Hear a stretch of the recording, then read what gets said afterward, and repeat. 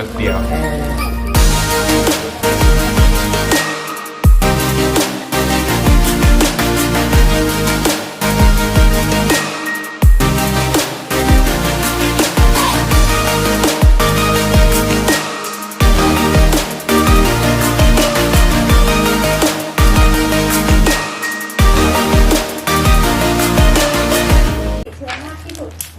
อันนี้จะเก็บรีเสิร์ชป่ะไม่แบบภาพนิ่งอะไรเงี้ยเก่งไงว่าเดี๋ยวดูก่อนจะตัดอะไรเงี้ยหรือจะยังไงทำเลยเสียดายไหมล่ะบับเบิ้ลอ่ะ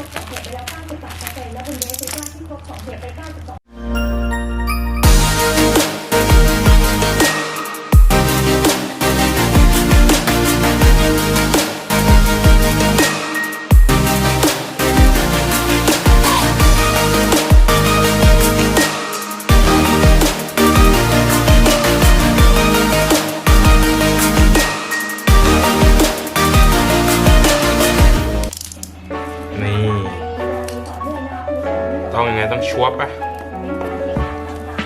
เสียงหมามาอีก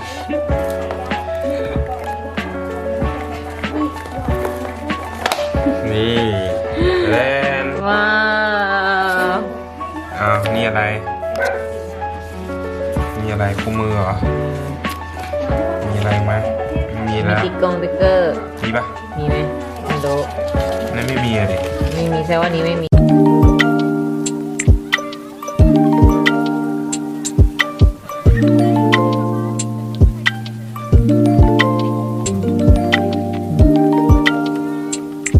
แกะตามแนวมันอ่ะต้องซูมเยอะไปวะไหนวะไม่ได้ซูมเลย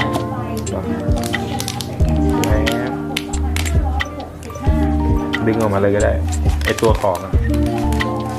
นี่กลางนี่กลางคีย์บอร์ดกลางด้านนั้นแหละด้านนั้นแหละนี่มีกระดาษให้ด้วยอย่างหรู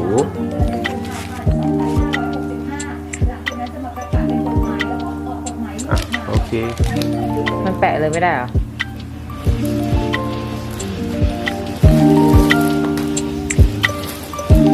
ติดเคสเนี่ยเพราะว่าเคสมันไม่ได้รองรับไงใช่ไหมแปะแค่นี้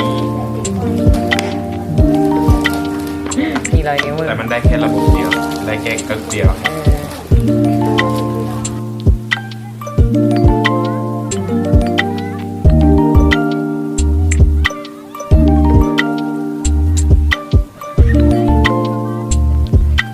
ได้เลย